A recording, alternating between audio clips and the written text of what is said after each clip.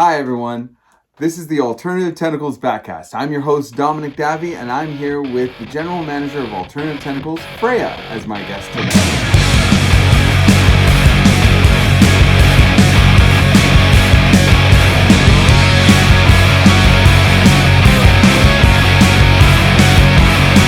Welcome back, everyone. This is the Alternative Tentacles bATcast, and my name is Dominic Davi. I'm your host. You might know me from the band Tsunami Bomb, Loud Graves, the podcast 3 Gigs, and a number of other things that I have done over the years, like the mini episodes of the bATcast. This week we have a very special guest. I am turning inward and bringing the very pretty new General Manager of Alternative Tentacles onto the show, and this is Freya. Hi. Freya, meet everybody from the bATcast audience. So today we wanted to give you guys an opportunity to meet Freya and kind of understand what's going on at Alternative Tentacles. But before we start, I have to point out that many years ago, when I was originally the marketing director and publicist for Alternative Tentacles, and we had a general manager by the name of Jesse Townley. Freya was an intern here. Yes. And helped us out for a while.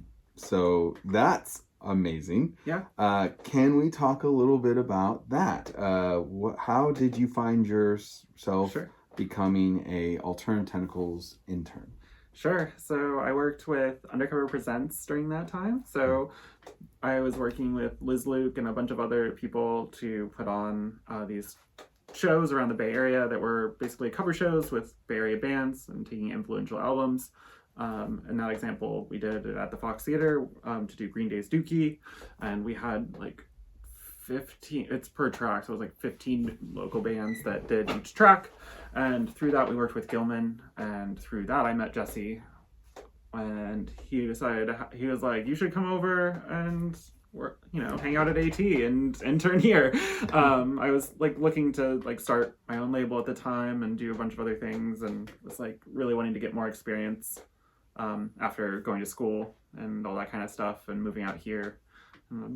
I was trying to make my way into the music industry, and it kind of came here, interned for a bit, then tried my own hand at my own label, and let's talk about that label, because so you came in to kind of get an idea of how to run a label, and you worked with us for about I think 3 to 6 months, somewhere around in there. And then you went on to start your own label. What label is that called? Prizefighter Records. At the time, it was funny because there's a bar in Emeryville that I used to frequent called Prizefighter a little bit, and just kind of was looking for interesting names and things that I was really into, like Coheed and Cambria, and their side project is Prizefighter Inferno. There's like a bunch of other things that were going around that time that I was looking for interesting label names and stuff that was unique.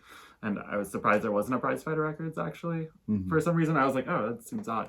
So I ended up going with that and starting that for a while. And I worked with a few locals and this band that I went to school with, the person that managed them in Chicago, and I put out their record. And did a bunch of different things around the Bay Area. Went to South by Southwest. We did a few things for a little bit that were pretty fun.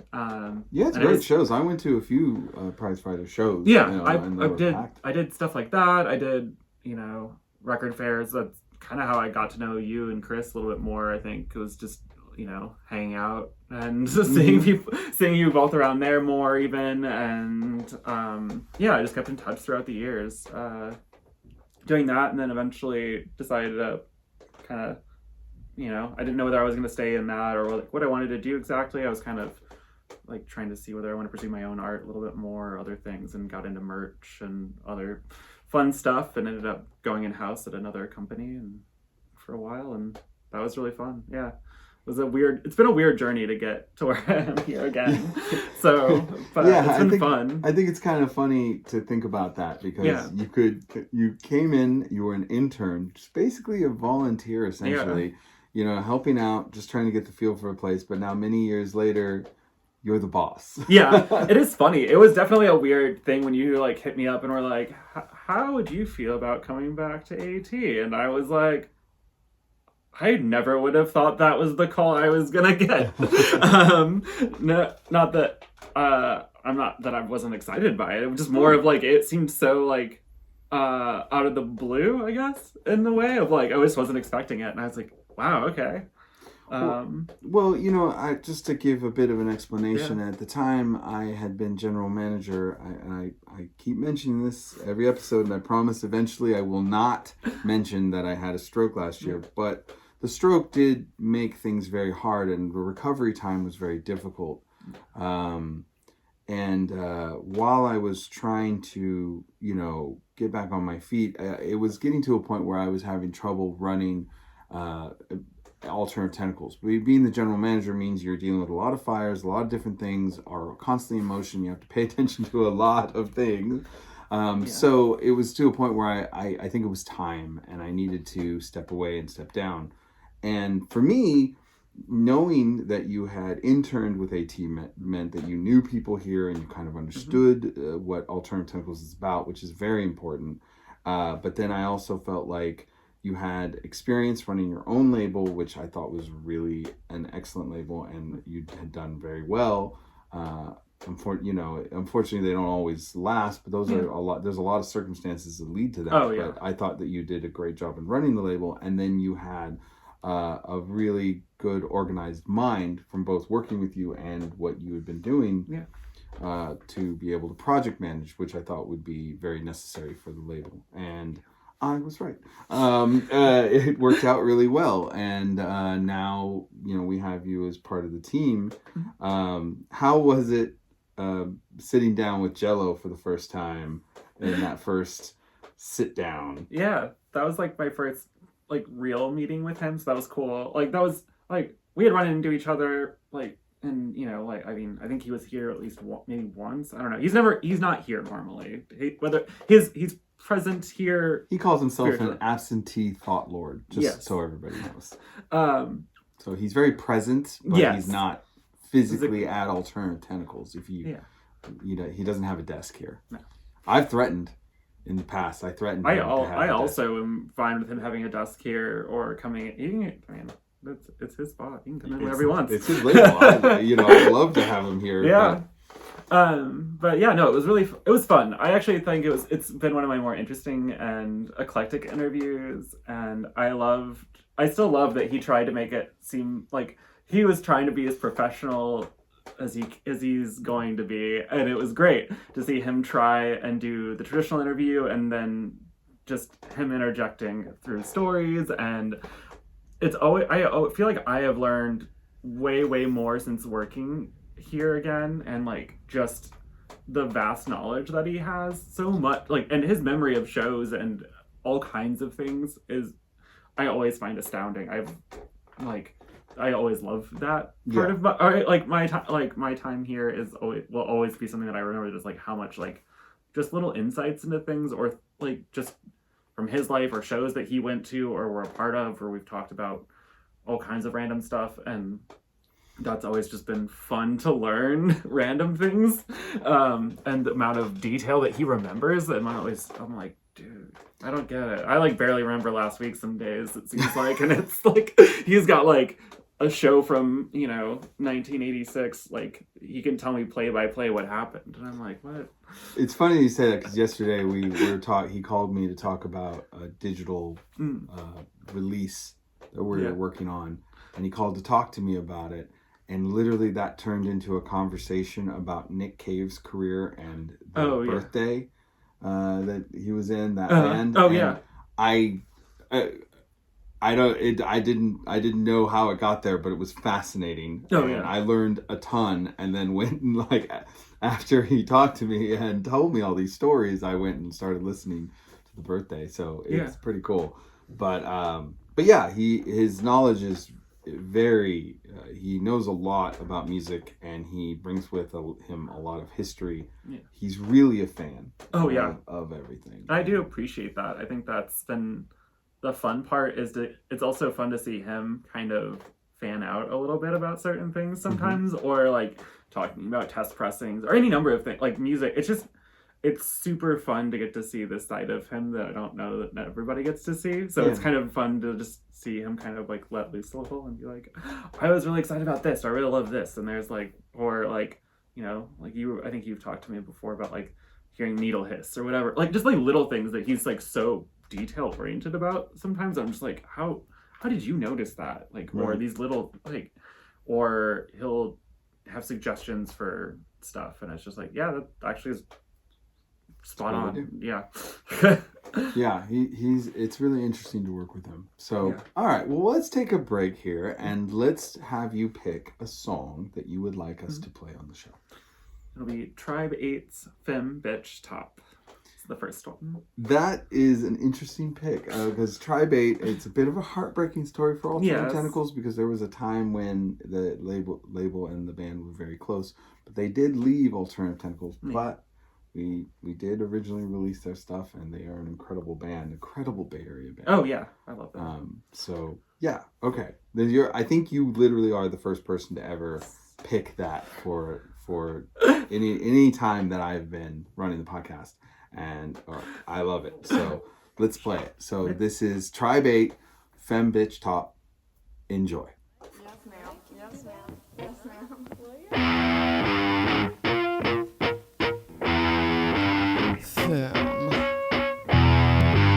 Femme bitch.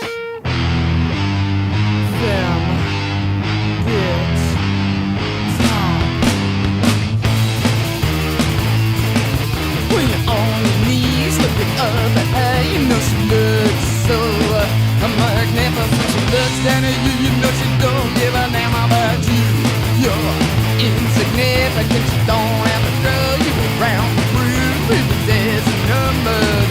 Your din's gonna die sweet slow, torturous death with your face between her tattooed breasts. She's gonna put you in a dress and make you confess your role in life is as a sex object.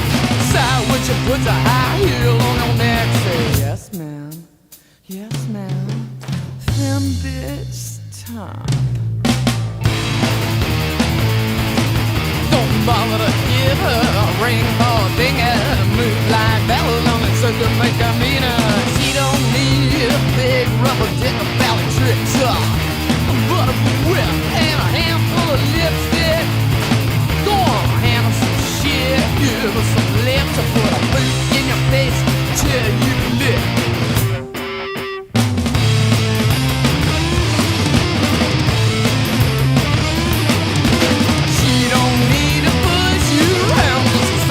Voice will get you down on the ground. Nails are long and you look at it wrong.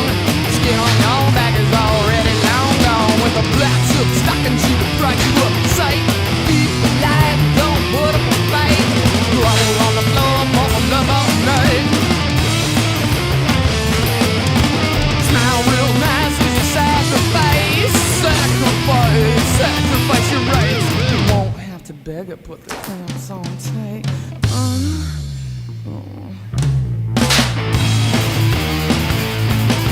Girl won't stay destroyed, you dignity. She don't give a damn about chivalry. Like a bunch of butch tops trying to protect her at last. When she wants to do is respect you. You better keep her from being bored. She don't have an interested bone in her body. When she's through with you, she'll show you the door. You can sit by the phone and wait for her to call you. Keep you in a state of constant crisis, still never again will you look twice. And push boy, like you know it's too damn nice. She's the one who attracts the highest price of your body and your mind. She knows how to find a place in your head. Well, when dead is in her bed, meditate, dominate, manipulate. You instantly into a state of dread. Not enough emotion for you, honey? All right, we're back. That was Tribe 8 with Femme Bitch Top, and we are sitting down at this episode of Alternative Tentacles bATcast with Freya, the general manager, and we're asking about everything. So in our last segment, we talked about how you interned here, how you came through, ran your Prizefighter Records and how you came to sit down with Jello Biafra and discuss the general manager job in one of the weirdest interviews. But now you're here. Now you're the general manager of Alternative Tentacles. So looking at the lay of the land, can you speak to a bit about what it is that you saw as you came in and what you were trying to improve? Sure. It was a lot of things with the way, just like there are business like issues that were just kind of fundamental to the business in certain ways, of just like things that had been being worked on or slowly over time that we're trying to get there, but it kind of was coming to a point where these things needed to get fixed. So working behind the scenes on royalty reporting and things like that are just fundamental to artists and us. And then I also, the website has been great, but kind of updating that, giving it a revamp, working on the way that search works on there and the way we do other stuff, and the way we kind of showcase and reorganizing things. We've been experimenting with it a little bit on the old website, I have been, but like kind of making that a new place for you guys to go find stuff and to be able to find all of our releases easier, and showcase our artists and other things in new ways. So I think that's kind of something that I'm very excited once it gets off the ground fully to present and have you guys all see. Working on Patreon, which is a big thing for us coming soon. This is huge. There's so much that's happening behind the scenes that you guys aren't seeing yet, but it's going to change everything in a really great way about how Alternative Tentacles is handling its old catalog and new catalog, and the Patreon that you've conceived for this for the label is a huge part of that moving forward, and it's going to become something that we're going to talk about a lot in the days and weeks ahead. Yeah, I'm very excited for that to fully come out once it comes out. You guys, I can't wait for you guys to see it. I've been very excited about it. I think as a record collector and like aficionado myself, I was very excited about it, and these are things that I, as a person, like I would want. So like that's kind of what I went from when we were kind of conceiving this and kind of going from this, is kind of thinking of it from that perspective of what would you like as a fan of the label, what would you want, what would make this worth your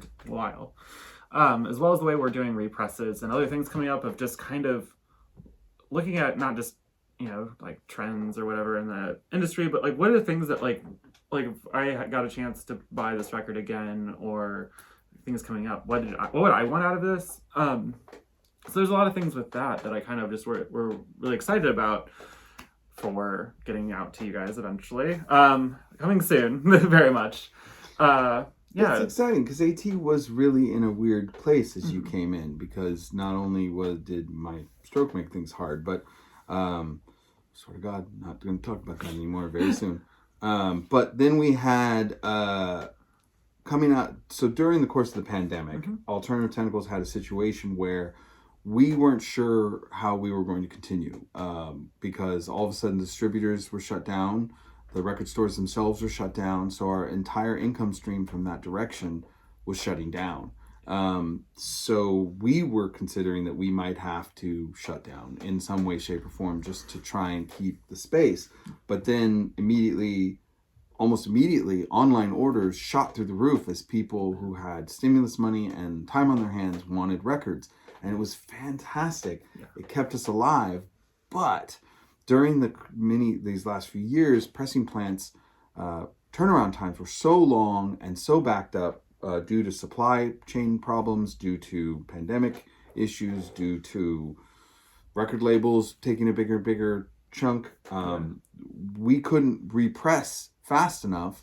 We were held up, and some of these titles sold out without us being able to replenish them, and then the money that we would normally reinvest had to go into supporting us through the time that we were struggling with less income streams. All of a sudden our website was all we had for a while there. So out of the pandemic, we find ourselves in a spot where we have these gaps in our catalog of really amazing, strong titles, but not the finances. Even now pressing plants are ramping up, the finances, it's a little tricky because we're at a little bit of a gap. Yeah, it's also like, I mean, things changed for I think pressing plants and just vendors in general during the pandemic, they also had hard spots, and like, you know, We lost a few. Yeah, we lost a few. Like, you know, like you used to be able to get records technically on credit to some degree and things like that. That's kind of gone away as much. Like they've kind of ended programs like that, it seems.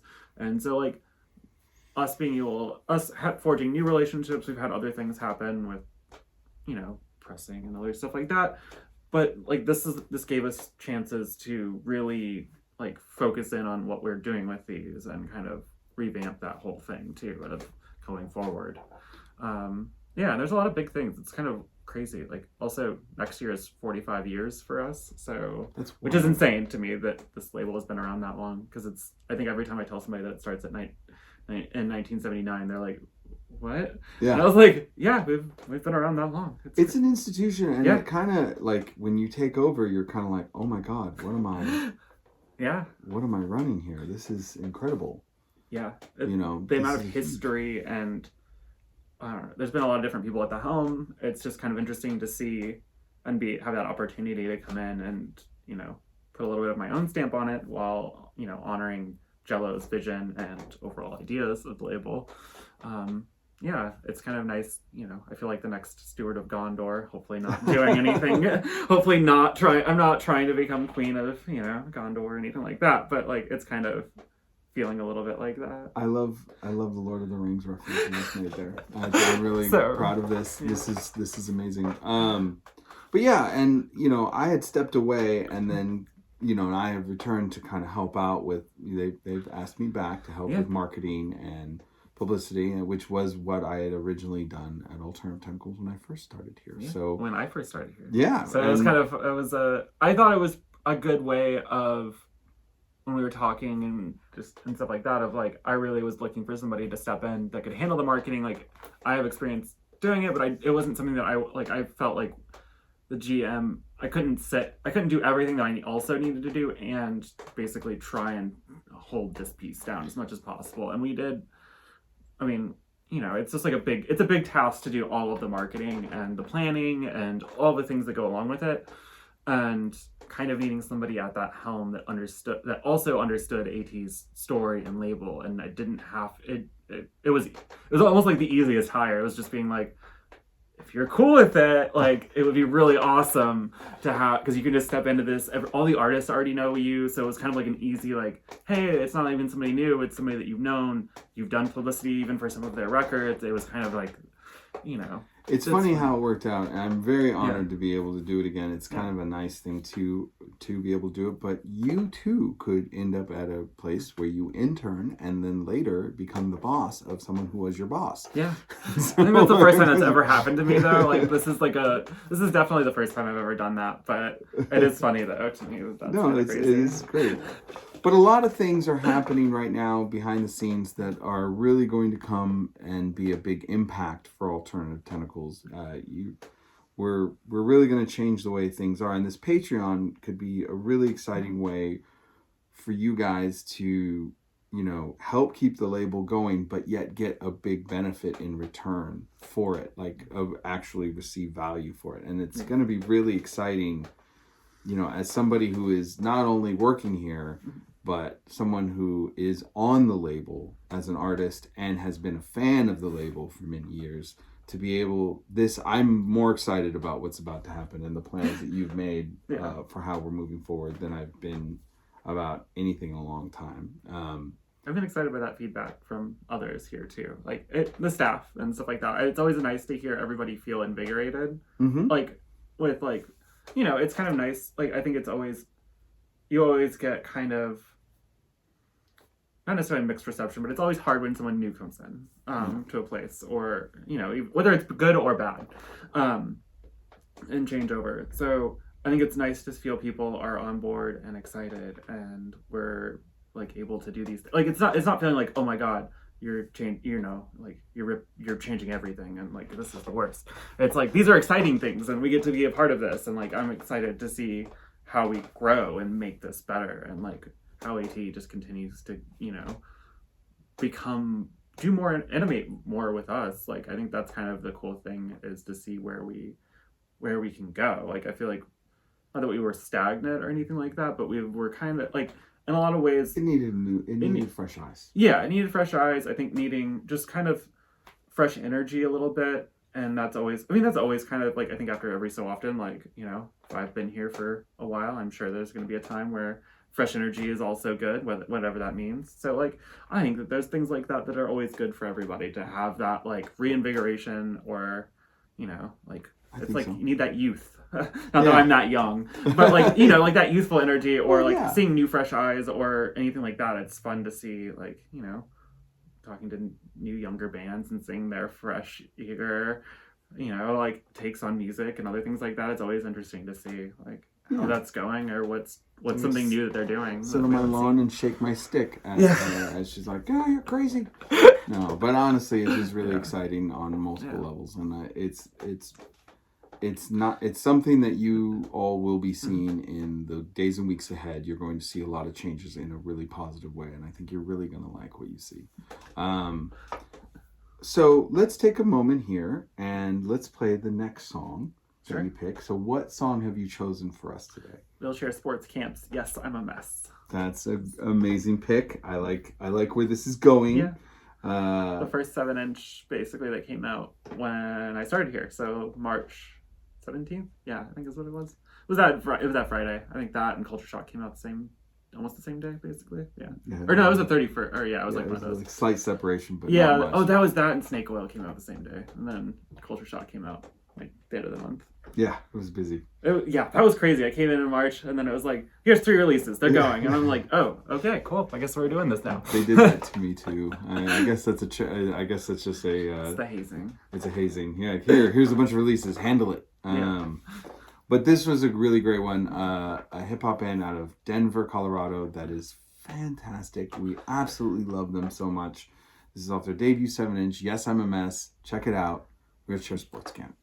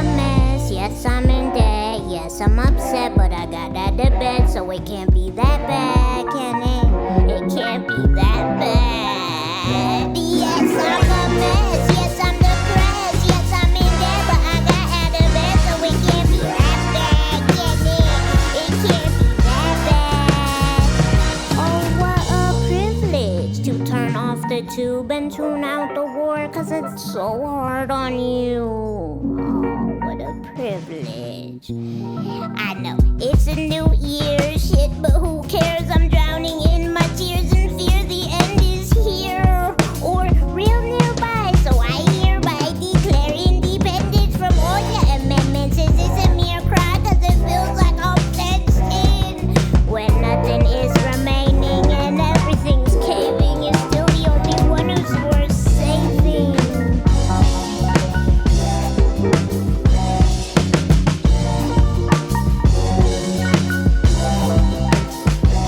Yes, I'm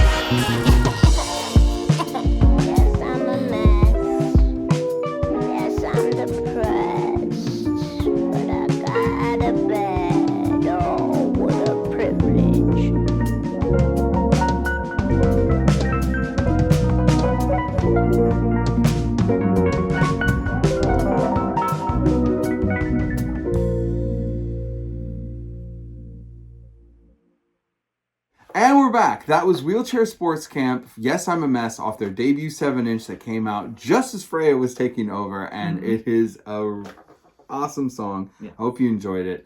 As you know, however you're listening to this, we run this as an audio-only podcast where you will hear the songs on the recording, but right now we are also releasing these on YouTube, where you will actually see, if possible, a music video or a live version of it. The audio version, you heard the song. In the video version, you saw the music video. Yeah.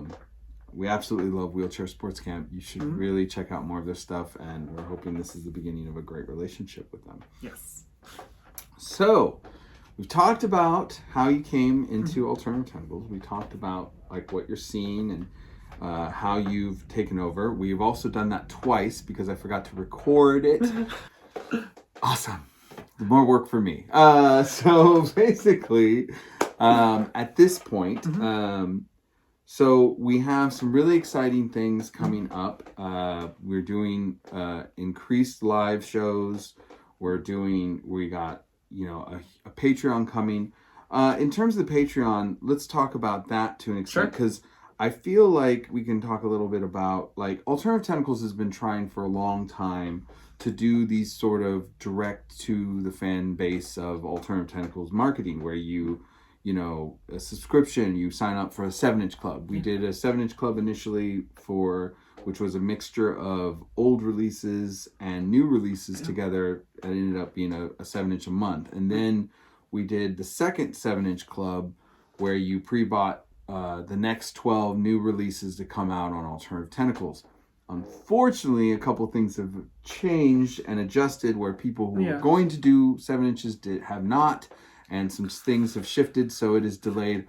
But it is still active. It's still happening. You are going to get the rest of your 7 inches. Yes.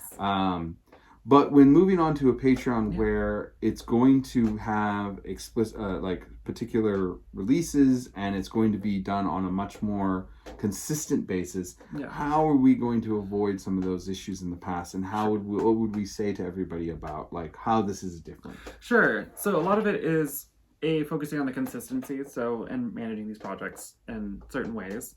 But also we're focusing on, it's going to be old and new. So it's focusing a lot on our repressing starting out. So we're having a lot of old stuff that's coming back, and these are going to be all exclusives. So new editions, exclusive limited editions of some of these old pieces that have never come out before. Patreon is going to be getting an exclusive colorway. So if it's a 7-inch at one tier, you'll be getting the exclusive 7-inch color.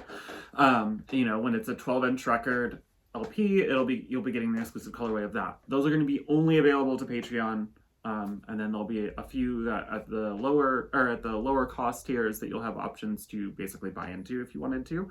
But these will be the only way that you're able to get it for these colorways. These will be specific to Patreon. We're making it this way, so very limited amounts. So it's a fixed limit of those super collectible. These are basically, we're only doing it this one time. That'll be this colorway.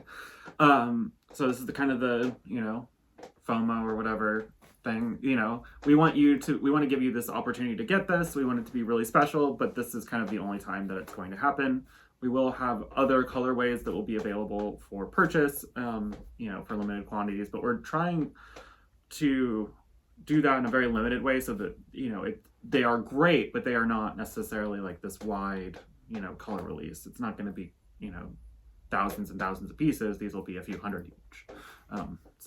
Yeah, and then there will also be color versions that are exclusive to the pre-order on the site itself, that are still limited, but not as exclusively limited as those ones on Patreon. Yeah. So for collectors, the Patreon is definitely the way to go. Meanwhile, there is still an opportunity to get something special and rare through the pre-order on the regular site. Yeah, we're also having exclusive merch designs for Patreon. We're getting things that we're trying to make Patreon feel, I don't know, like you're basically being like more like an insider or whatnot, where it feel you're getting these exclusive things that are special to you guys, that are things that we've wanted to either do, or even having like a little bit of a store where it is stuff that is specifically for people in the Patreon a little bit more. And those things we may experiment with designs or things to pre-order, and you'll get exclusive access, earlier to pre-orders. So, and things like that, exclusive previews to things, you might get to hear new tracks early, other things like that. There's things that we're trying out and we'll probably be experimenting with over the time to see, things that you guys are like, yeah, we really like that, or we don't care. And so, like, if you guys go that way, then we'll be like, all right, well, guess that was fun, but we'll try something else. And there's making sure that there's value at every tier. Like, so whether you're just giving $1 because that's what you can do each month, or you're way more invested at like 50 and you're like, I want these things. It's like, then you're really going to you're getting something. And there is something, a good reason and interest level for you to be involved. And the best part about that is that through that'll allow us to give us the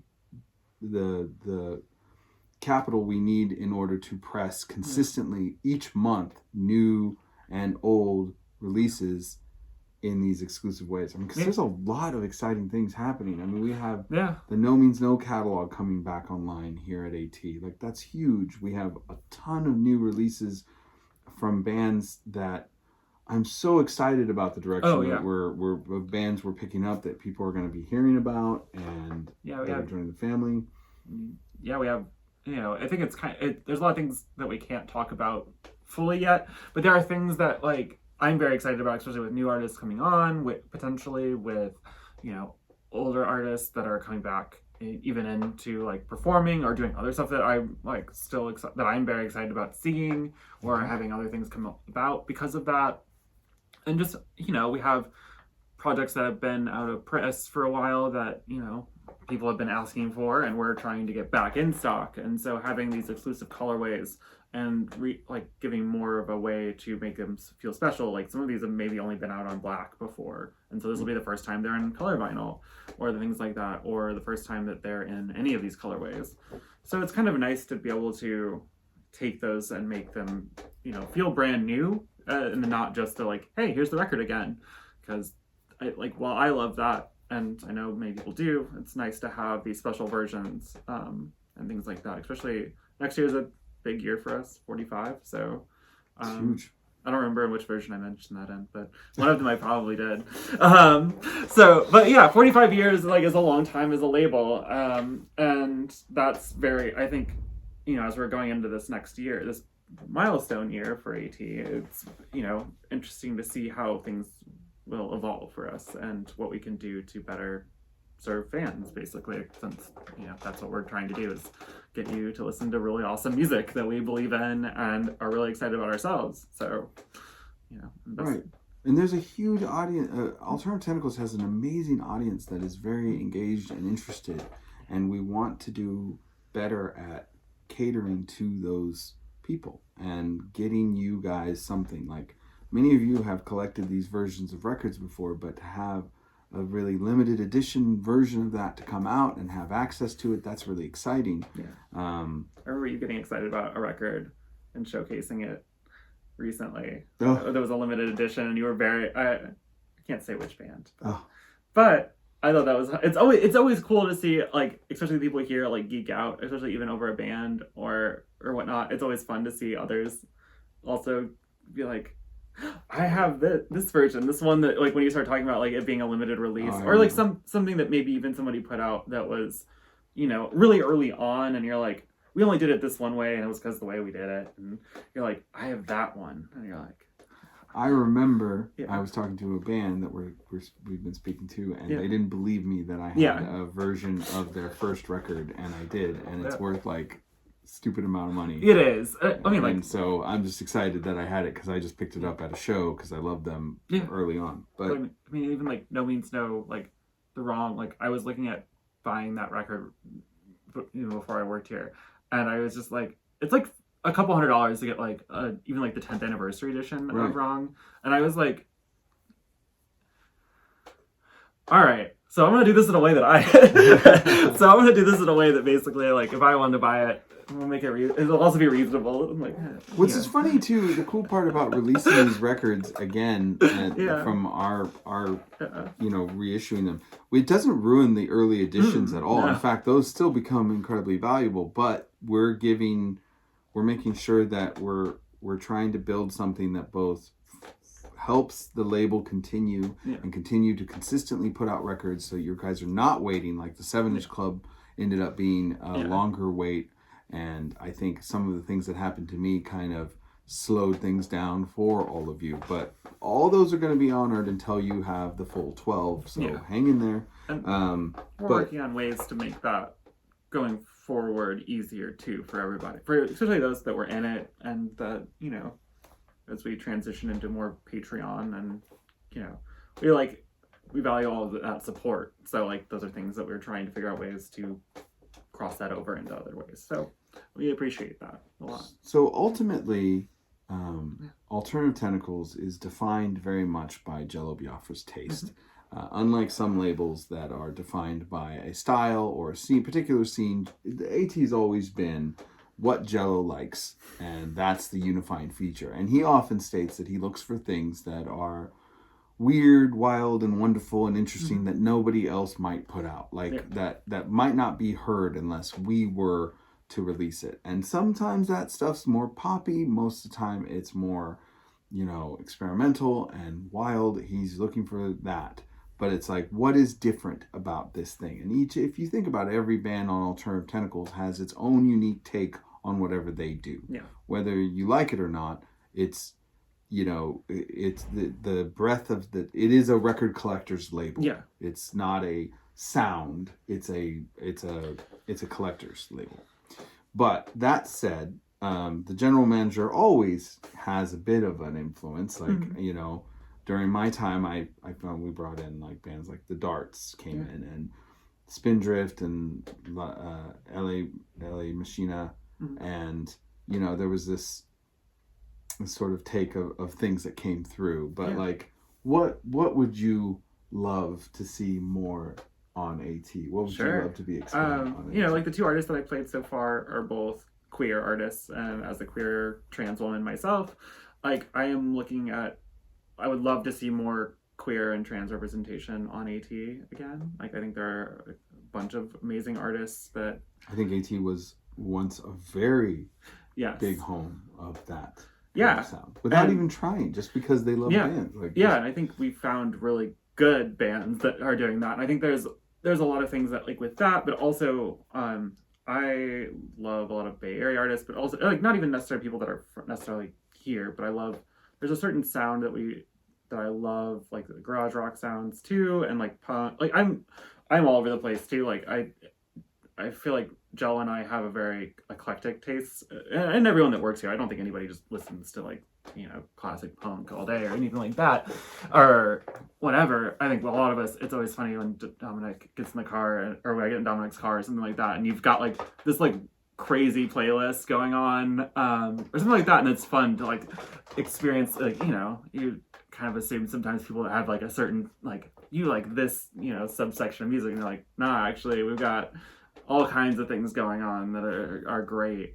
And I think those are like the best. I like that it's so eclectic in a lot of ways, because I feel like I never get like I will be honest, I have not listened to every release here, and I'm still going back through, and I find gems all the time here of things that I'm just like either like totally didn't realize that we put out, or things that surprised me in the most unique and fun ways.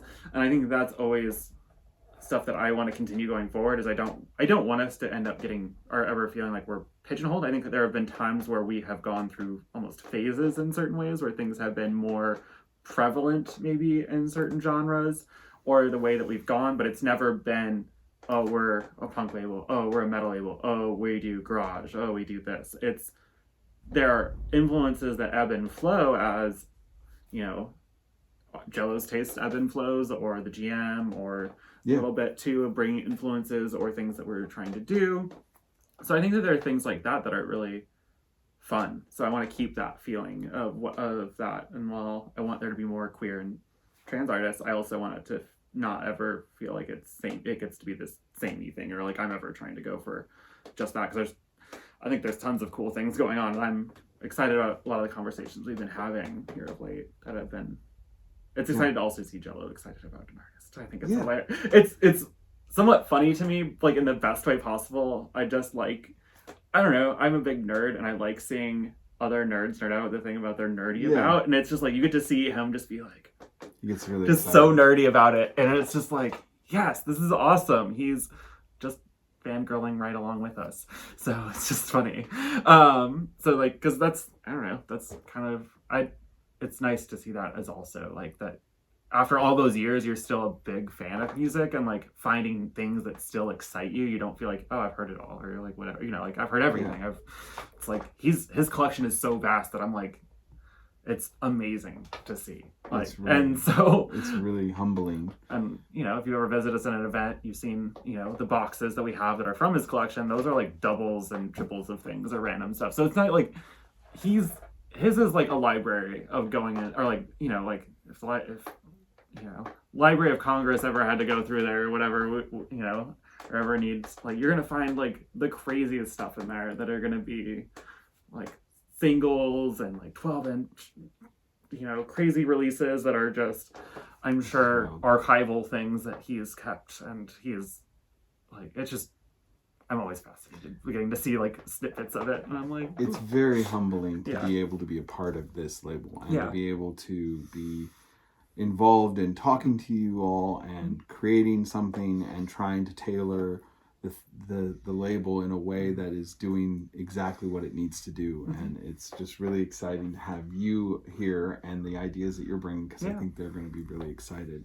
I'm excited too. Like, it's been fun. It's been a wild how many ever months, but it's been crazy, like, you know, between life and work and all kinds of things going on. It's been immensely fun though as well. This has been a fun ride, and I'm excited to see, you know, where we get to go and what we get to do, and like all kinds of things. Well, this is a good 6 month. It's been 6 months since you've taken over, and it's a good check-in. It doesn't feel like 6 months. No, it feels like I started yesterday some days. So. Well, I'm really excited. I also hope that we sign, I'm very supportive of queercore. I love that idea. I also love the idea of more metal on the label.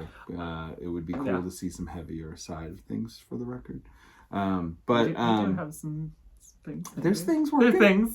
There's some hints and things in there that I think are gonna, you know, I'm excited for. I think everyone's gonna be happy. So thank you so much for tuning in to the Alternative Tentacles bATcast, and thank you to Freya for sitting down with me. I hope we will have you again. Oh yeah. So if you have questions for Freya or questions for anybody here in the staff, go ahead and put it in the comments, or you can write us at bATcast at Alternative Tentacles Records.com. Is that it? Or is Alternative? It's AlternativeTentacles.com. There it is. AlternativeTentacles.com. bATcast at AlternativeTentacles.com. It's also on the website. Yeah, you can write us there for questions, or put it on the YouTube in the comments, and we will have Freya back and talk to her about some of your questions. I would love to answer questions. Yes. I'm excited to hear. So bring some questions, and we'll have her back and talk more about that. Thank you for making time to do this today, Freya, and thank you all for tuning in. What should we end on? What is the song that we will fade out? I had another one, but I want to go with Westley Willis's Rock and Roll McDonald's as the last one. I am very happy with your choices. All right. Wesley Willis, the heart and soul of Alternative Tentacles. Wesley Willis, Rock and Roll McDonald's. Yeah. If you haven't heard Westley Willis, then you need to check him out. Yeah. Please do. It's going to be awesome. So enjoy. Thank you so much. Thank you, Freya. Thank you, everybody. Tune in next time on the Alternative Tentacles bATcast. I'll be back in 2 weeks with another episode. I'll see you then.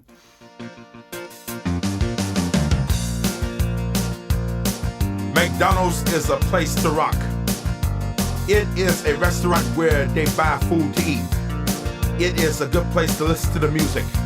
People flock here to get down to the rock music. Rock and roll McDonald's! McDonald's. Rock and roll McDonald's. Rock and roll McDonald's. Rock and roll McDonald's. McDonald's will make you fat. They serve Big Macs. They serve quarter pounders. They will put pounds on you.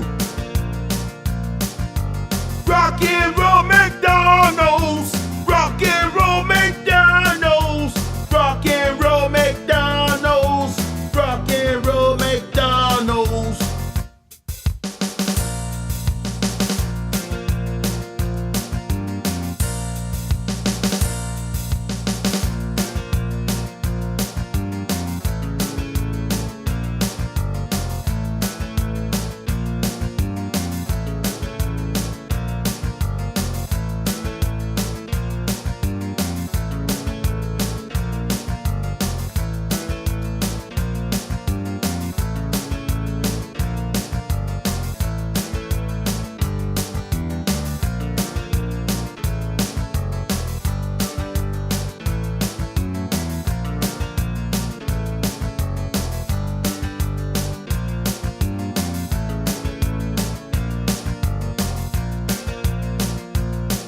McDonald's hamburgers are the worst. They are worse than Burger King. A Big Mac has 26 grams of fat. A quarter pounder has 28 grams of fat. Rock and roll McDonald's. Rock and roll McDonald's. Rock and roll McDonald's. Rock and roll McDonald's. Rock over London. Rock on Chicago. Wheaties, breakfast of champions.